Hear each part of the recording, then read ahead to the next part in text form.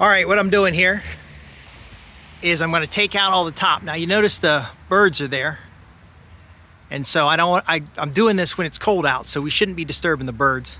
By the way, I'm Justin Hitt with Prosperity Homestead. I'm not doing this as a job or anything. I'm kind of doing this as I'm a member of this particular organization. And so I volunteered to come over and take out this tree. But I want to show you something about coppicing and pollarding that's very important. So we are looking at the base of a tree that at one time was cut off at the ground. And this was a small tree.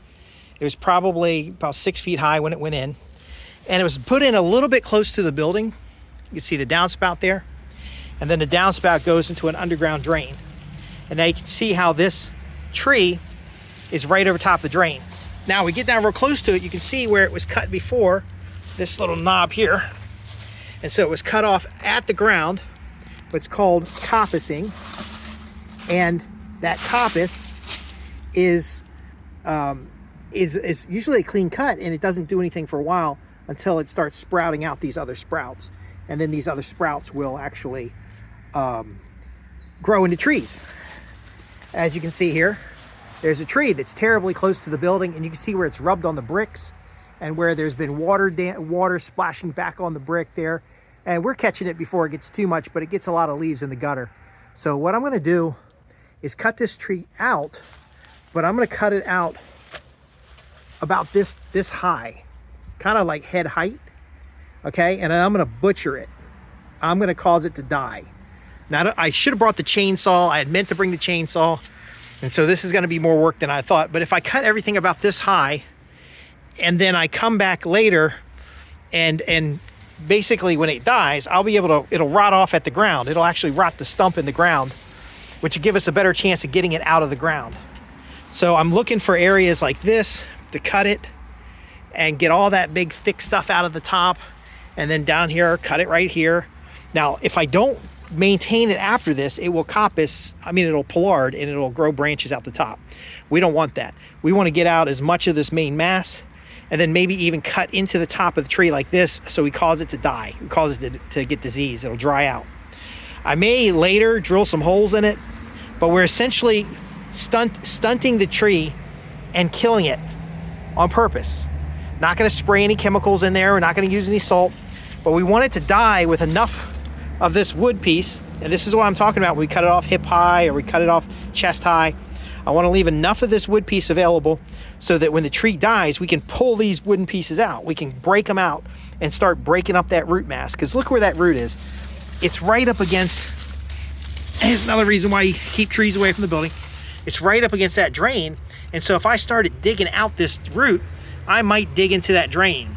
But if I can kill the tree and cause it to rot, and again, it might be cutting it off at this high this year, and next year cutting it down here and drilling holes in the top of it. It might be a little while, but again, when we get all this mass away, it's gonna stop rubbing the gutters. It's gonna stop getting stuff in the gutters. And so I'm gonna use a handsaw to do this because I didn't bring my chainsaw. And I don't like to use a chainsaw cutting over my head or higher than waist high. If I had the chainsaw, I just take these babies off right here and it would be quick and easy. But again, I didn't bring the chainsaw, so I'm gonna cut down from the top. And then another factor too is this bush right here. This is an evergreen. It's beautiful, but it's too tall, and it obscures that window. And so from a safety and security perspective, I want that bush to be super tiny. So before I get started, I tied this bush right here. I tied it, and then I'm gonna take cutters and cut it up high. Now I'm going to take down all of this other stuff first, and then I'll cut it down again really low like this.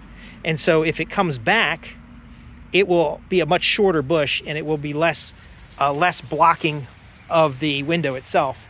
And then as for these, I'm not going to do it today, but these are overgrown and has the same problem. See how it blocks that window? And then of course you've got areas back here where people can hide. And sometimes there's bottles back here and stuff, but you don't want these bushes against a tree. Now these happen to be boxwoods, and these are worth propagating. So I'm gonna set up an area and propagate them, and then probably arrange some kind of fundraiser where the little bushes can be sold, and then the funds can go into the building fund for this particular building. And so the membership can of course have that fun. So we'll do a video of that later. Right now, I want to show you the challenge that can happen from cutting things off at the ground that causes coppicing for some kinds of trees. And the alternative, of course, is to stump it and kill it. And so some people call this topping, and it's actually the worst thing you can do for a tree. But if you want to kill the tree on purpose, because all of those little branches and stuff are rubbing the building and rubbing the gutters and filling the gutters full of leaves. It's a beautiful tree, but it has got to go. So we're going to take it out in sections. I'm not going to show you a video of all that being done, but just note that the pollarding and coppicing has value. And if you do it off season, you can kill the plant. But rarely will cutting a plant off at the ground kill the plant. If you cut it off a little bit higher, you have a little bit more control. You can do some more things with it. And I can't even safely get in here and pickaxe because of that drain. So I'm really going to have to kill this tree, and I'll drill holes in it later and maybe do some things to it. But I don't want to use chemicals and sprays. I want to get this thing out holistically and with the least amount of damage to the area around it. And plus clean up this corner, because we don't want people living it, sleeping behind the bushes, or accumulating a lot of trash, because I've been pulling out a lot of trash. Anyway, I'm Justin Hitt from Prosperity Homestead, and that's one way to manage a tree.